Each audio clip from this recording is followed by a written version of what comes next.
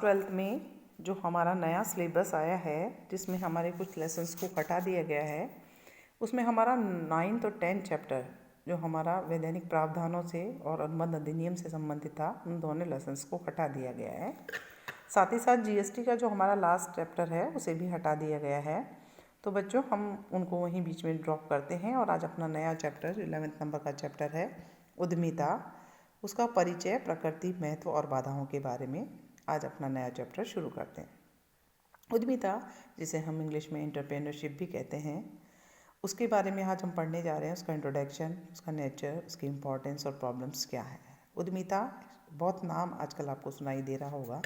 सभी जानते हैं कि उद्यमी जो कि उद्यम स्थापित करते हैं, यानी कि जो अपना व्यवसाय स्थापित करते हैं, उससे लाभ कमाने के लिए कार्य करते हैं, उसमें नया परिवर्तन करते हैं, एक साहस और जोखिम उठाते हैं ताकि वे आने वाले समय में अपने द्वारा की गई क्रियाओं का परिणाम स्वरूप आर्थिक लाभ प्राप्त कर सके और अपने जीवन निर्वाह के लिए अर्निंग कर सके। उद्यमिता क्या है, उसके बारे में आज हम सामान्य परिचय पढ़ते हैं। सबसे पहले, किसी भी देश के आर्थिक विकास में उद्यमी का एक महत्वपूर्ण योग होता है। कहते हैं ना कि जहाँ जितने ज़्यादा जोखिम उठाने वाले साहसी व्यक्ति होंगे, उद्यमी होंगे, जो रोज़ नए व्यवसाय की स्थापना करते हैं और उत्पादन करते हैं, किसी न किसी प्रकार के प्रोडक्टिविटी वाले कार्य करते हैं, तो वह न केवल अपने जीने के लिए पैसा कमाते हैं, बल्कि देश के आर्थिक विकास में भी क्या करते हैं, महत्वपूर्ण योगदान देते हैं। तो कोई भी व्यक्ति जो अपने अर्निंग करने के लिए किसी भी प्रकार के व्यवसाय का चुनाव करता है, जोखिम उठाता है, नव परिवर्तन करता है, नव सृजन करता है, देश के संसाधनों को यूटिलाइज करता है स्वयं के कमाने के लिए, साथ साथ देश के आर्थिक विकास के लिए, तो इस प्रकार हम कह सकते हैं कि किसी भी देश के आर्थिक विकास में उद्यमी का एक महत्वपूर्ण रोल होता है, क्योंकि आज देश का आर्थिक विकास उसी के इर्द गिर्द घूमता है।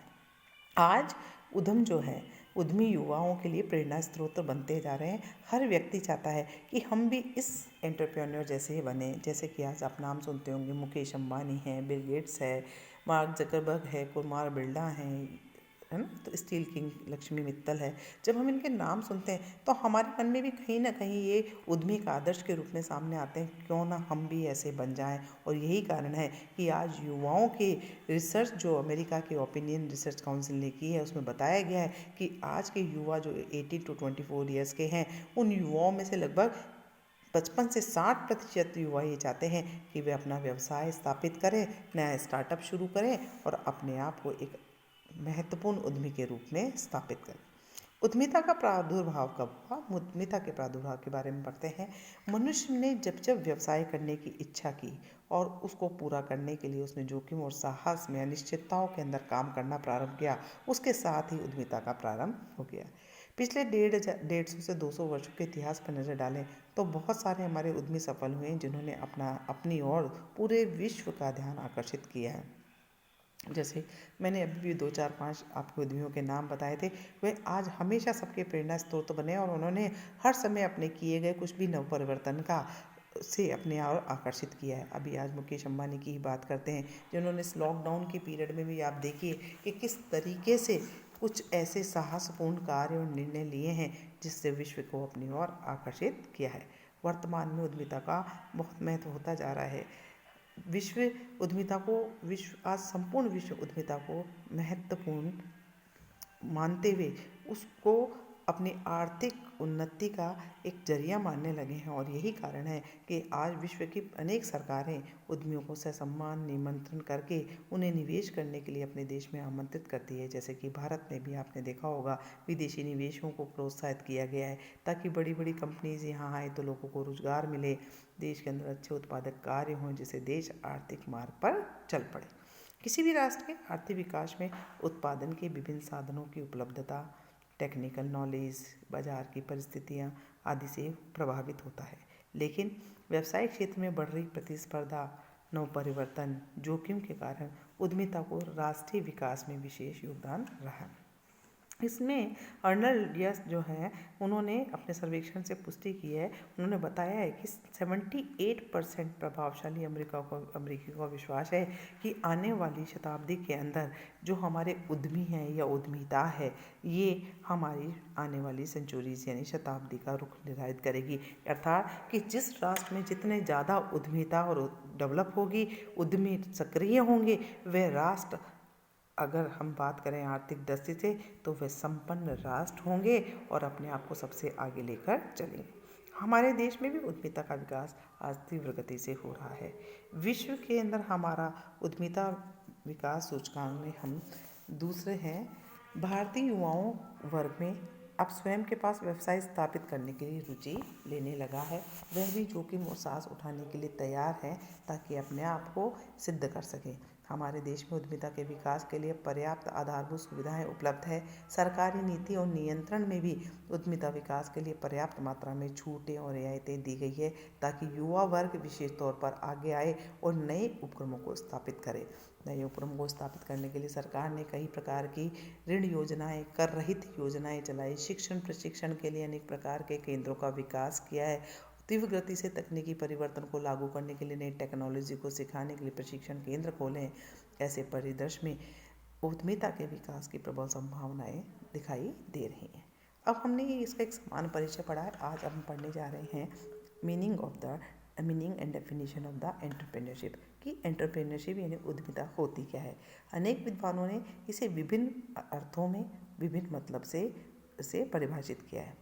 कुछ विद्वान इसको विशेषण के रूप में तो कुछ इसे क्रिया के रूप में बताते हैं, लेकिन सामान्य अर्थ में समझे तो उद्यमिता का अर्थ होता है जोखिम वहन करना, साहस दिखाना और अनिश्चितता का सामना करते हुए जितने भी संसाधन हैं उनका मैक्सिमम यूटिलाइजेशन करते हुए अपने उद्देश्य की प्राप्ति करना। तो उद्यमिता का तात्पर्य जोखिम वहन करना, अनिश्चितताओं के अंदर सामना करते हुए नई योजना और साहस से कार्य करना होता है, नया उपक्रम स्थापित करना होता है। आधुनिक समय में उद्यमिता का क्षेत्र में विस्तार हुआ है। अब केवल नवीन उपक्रमों की स्थापना करना ही नहीं, उसका निर्देशन, नियंत्रण, उसमें परिवर्तन, उसमें सृजनशीलता, उसमें जो भी गलतियां रहेगी उसमें सुधारात्मक कार्रवाई करना, जोखिम उठाने की क्षमता को क्या कहा गया है? उद्यमिता। जो व्यक्ति इस जोखिम को उठाने की क्षमता रखता है उसे हम उद्यमी या साहसी कहते हैं। अगर हम 3 शब्दों में बात करें तो हम कहें कि उपक्रम अलग चीज़ होती है, उद्यमी अलग चीज़ होती है और उद्यमिता अलग चीज़ होती है। अब हम तीनों चीज़ों को समझते हैं। ऐसा व्यक्ति जो साहस और जोखिम को इस्तेमाल करते हुए किसी उपक्रम की स्थापना करता है उस व्यक्ति को हम कहते हैं उद्यमी, यानी जो उद्यम की स्थापना करता है वो उद्यमी, और उसका परिणाम जो होता है वो होता है उद्यम यानी उपक्रम, यानी जिसकी वह स्थापना करता है।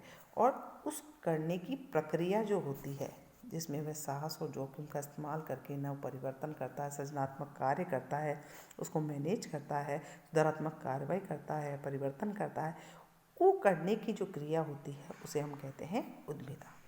अनेक विद्वानों ने अलग अलग दृष्टिकोण से इसको देखा है। तो उद्यमिता की परिभाषाओं को समझने के लिए हमने इसको 5 भागों में बांटा। पहला है व्यवसाय और उपक्रम की स्थापना के संबंधित। इसमें कहना है मुसेलमान और जैक्सन का किसी भी व्यवसाय को प्रारंभ करने तथा उसे सफल बनाने के लिए उसमें लगाया गया समय, धन, प्रयासों का निवेश करना, जोखिम उठाना ही क्या कहलाती है? उद्यमिता कहलाती है। अगर हम इस बारे पर बात करें तो सीधी सीधी बात कि किसी भी समाज में नए उपक्रम की स्थापना करने की जो प्रक्रिया होती है जिसमें हम समय, धन, प्रयास, निवेश करते हैं, जोखिम उठाते हैं, उसे ही हम क्या कहते हैं? उद्यमिता कहते हैं। दूसरी जो परिभाषा है वो हमारी आती है कार्य और क्रियाओं से सम्मत परिभाषा। इसके अंदर बताया गया है कि उद्यमिता विभिन्न क्रियाओं का सम्मिश्रण है, अर्थात इसमें अनेक प्रकार के कार्य किए जाते हैं, जैसे बाजार में अवसरों का ज्ञान प्राप्त करना, उत्पादन के साधनों का इकट्ठा करना, उसका प्रबंध करना और उनका उपयोग करना, उत्पादन करना, तकनीकों और वस्तुओं को अपनाना, ये सभी कार्य किसमें सम्मिलित होते हैं। अर्थात उद्यमिता क्या है? उद्यमिता कई प्रकार के कार्यों का सम्मिश्रण है जिसमें नव परिवर्तनीय कार्य किए जाते हैं और जिससे हम अपना उपक्रम स्थापित करते हैं। फिर आता है संगठन और संयोजन से संबंधित परिभाषाओं के अंदर बताया गया है कि उद्यमिता 3 मूलभूत तत्व आविष्कार, जैसे कि नवाचार और अंगीकार करना, ये क्या कहलाता है? हमारा उद्यमिता कहलाती है। एक और परिभाषा है, उद्यमिता समाज की भावी आवश्यकताओं का पूर्वानुमान लगाना तथा उन्हें संसाधनों के नए सृजनात्मक और कल्पनाशील संयोजनों को द्वारा सफलतापूर्वक पूरा करना है। चौथी जो हमारी परिभाषा है वो है निर्णय लेने से संबंधित, जिसमें बताया गया है कि उद्यमिता उन व्यापक क्षेत्रों को सम्मिलित करती है जिसमें अनेक प्रकार के निर्णय लिए जाते हैं। 3 श्रेणियों में निर्णय को विभक्त किया है: अवसर का ज्ञान करना, औद्योगिक इकाई का संगठन करना और औद्योगिक इकाई को लाभदायक, गतिशील और विकासशील संस्था के रूप में संचालित करना।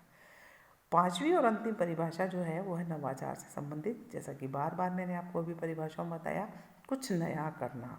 उद्यमिता एक प्रक्रिया है जिसमें कोई व्यक्तियों का समूह अपने नियंत्रण के अधीन जितने भी संसाधन हैं उसकी परवाह किए बिना उपयोगिता का सृजन करके नवाचार द्वारा विकास के अवसर खोजने में धन व समय क्या लगाता है, धन और समय की जोखिम को उठाता है।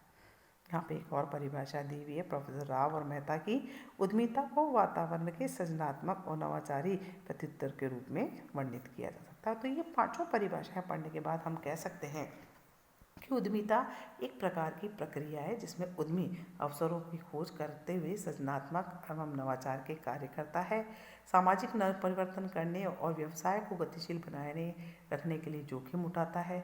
इसमें उद्यमी नवीन व्यावसायिक संगठनों की स्थापना करना, उसका संचालन करना और नवीन उत्पाद और सेवाओं को प्रस्तुत करने का साहस प्रस्तुत करता है। इस प्रकार ये सारी परिभाषा हमने आज उद्यमिता के बारे में जानी।